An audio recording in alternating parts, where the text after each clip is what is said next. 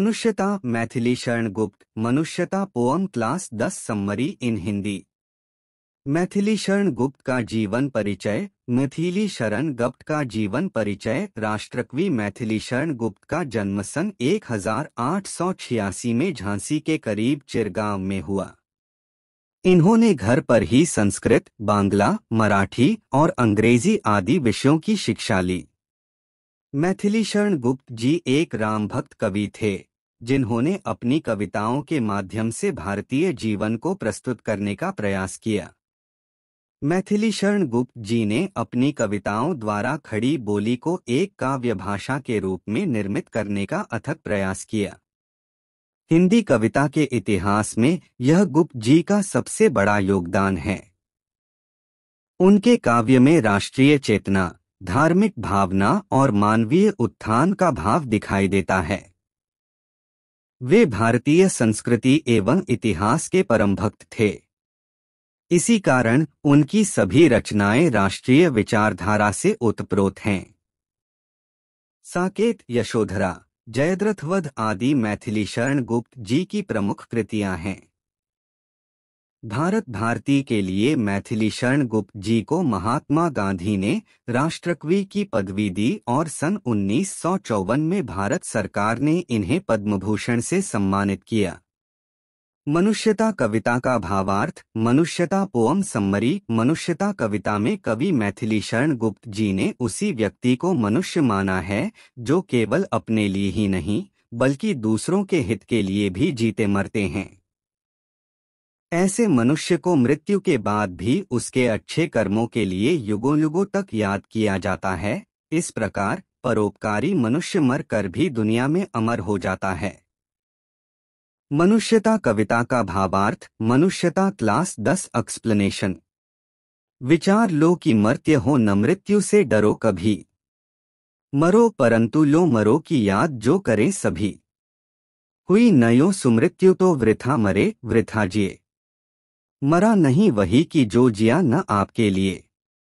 वही पशु प्रवृत्ति है कि आप ही चरे, वही मनुष्य है कि जो मनुष्य के लिए मरे। मनुष्यता कविता का भावार्थ। प्रस्तुत पंक्तियों में कवि मैथिली शरण गुप्त जी ने हमें मनुष्यता के लक्षणों से अवगत कराया है।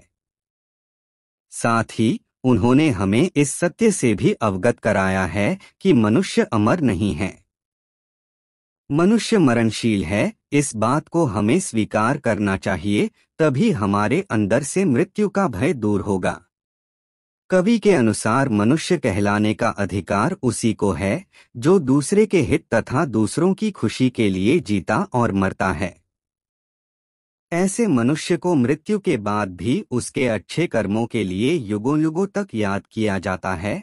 इस प्रकार परोपकारी मनुष्य मर कर भी दुनिया में अमर हो जाता है, जबकि स्वार्थी मनुष्य केवल अपना भला व स्वार्थ सोचते हैं और खुद के लिए जीते हैं। ऐसे लोगों के मर जाने पर उन्हें कोई याद नहीं रखता।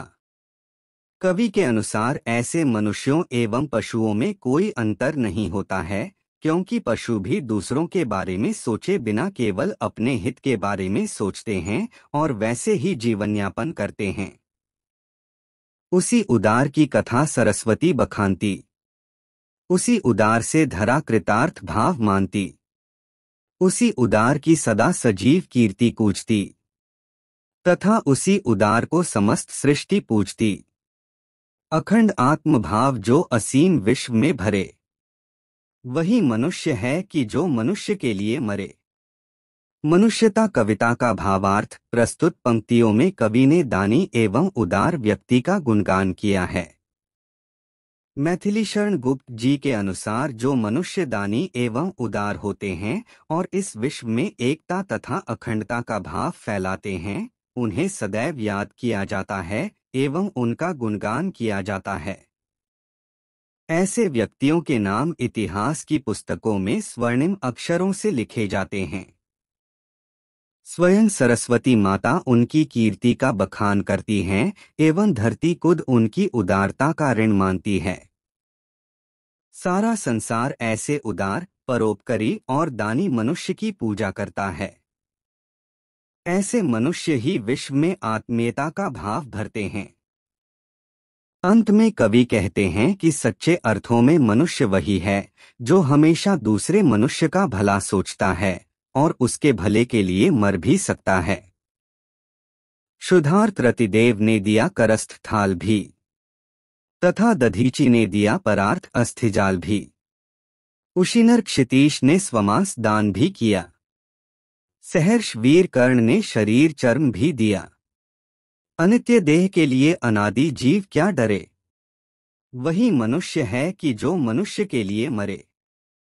मनुष्यता कविता का भावार्थ प्रस्तुत पंक्तियों में कवि ने पौराणिक कथाओं का उदाहरण देते हुए हमें यह बताया है कि ऐसे बहुत से किस्से हैं जिनमें हमें दानी व्यक्तियों का गुणगान मिलता है।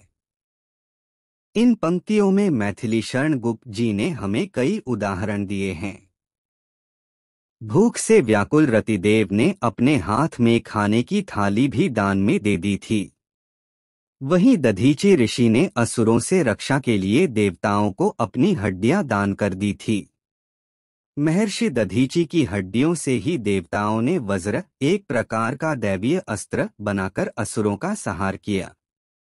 फिर एक कबूतर की रक्षा करने के लिए गांधार देश के राजा ने अपने शरीर का मांस काट कर दान में दे दिया था।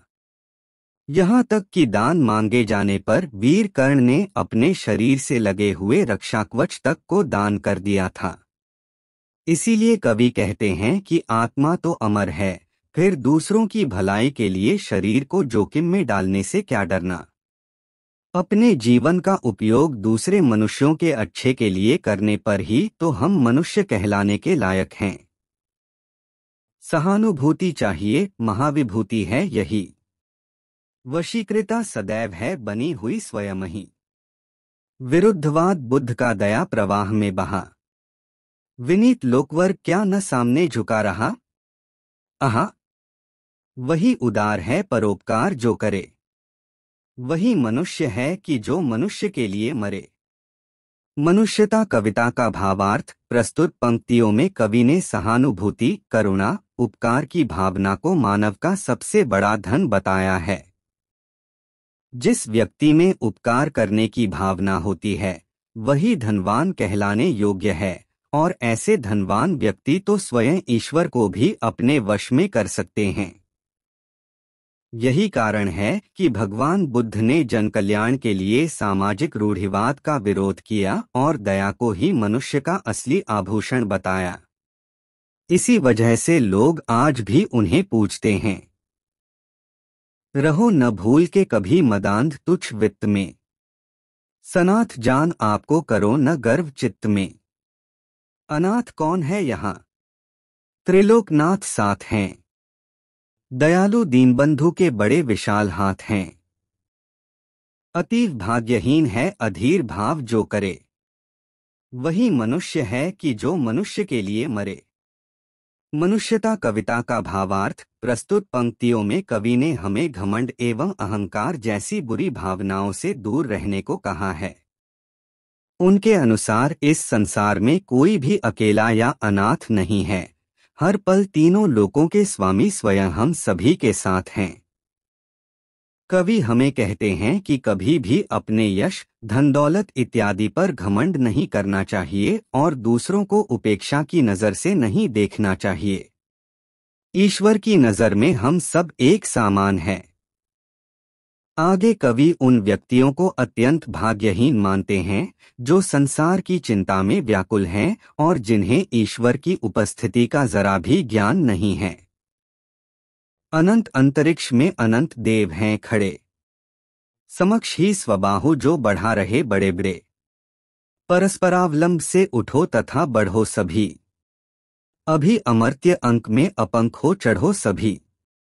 रहो नयों की एक से न काम और का सरे। वही मनुष्य है कि जो मनुष्य के लिए मरे। मनुष्यता कविता का भावार्थ प्रस्तुत पंक्तियों में कवि हमें एक दूसरे की सहायता करते हुए उद्धार के रास्ते पर चलने का संदेश दे रहे हैं। उनके अनुसार मृत्यु के बाद देवतागण स्वयं अपने हाथ फैलाए परोपकारी एवं दयालु मनुष्यों का स्वागत करेंगे। वे चाहते हैं कि उद्धार पाने में मनुष्य परस्पर एक दूसरे की सहायता करें। इस प्रकार कवि हमें एक दूसरे का कल्याण करने का मार्ग बता रहे हैं। उनके अनुसार ऐसा मनुष्य मनुष्य कहलाने के लायक ही नहीं है जो जरूरत पड़ने पर दूसरे मनुष्य की सहायता न कर सके। मनुष्य मात्र बंधु है, यही बड़ा विवेक है। पुराण पुरुष स्वयंभू पिता प्रसिद्ध एक है।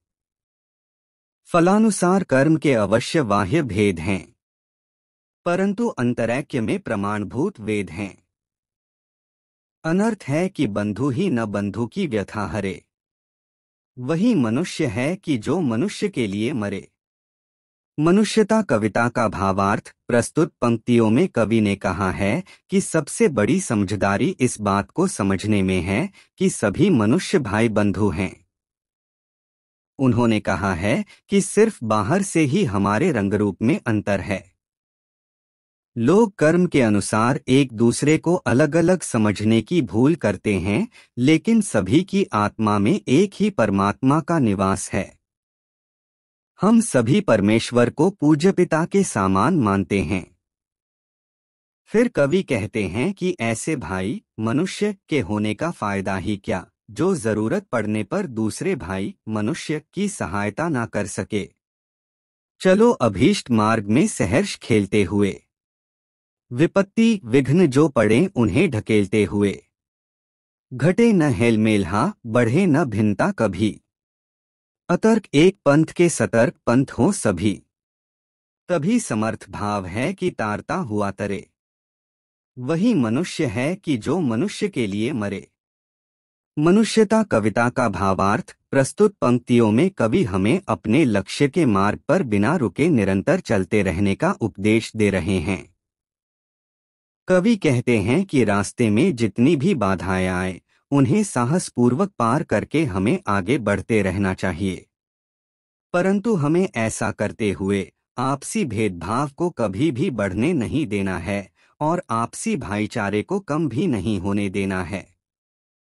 हमारी सामर्थ्यता तभी सिद्ध होगी जब हम अपने साथ साथ दूसरों का भी भला करेंगे। ऐसा करने पर ही हम सही मायनों में मनुष्य कहलाने के लायक हैं। इस प्रकार हमें कवि ने परोपकार एवं भाईचारे के भावों को मन में रखकर हंसी खुशी जीवन जीने का संदेश दिया है।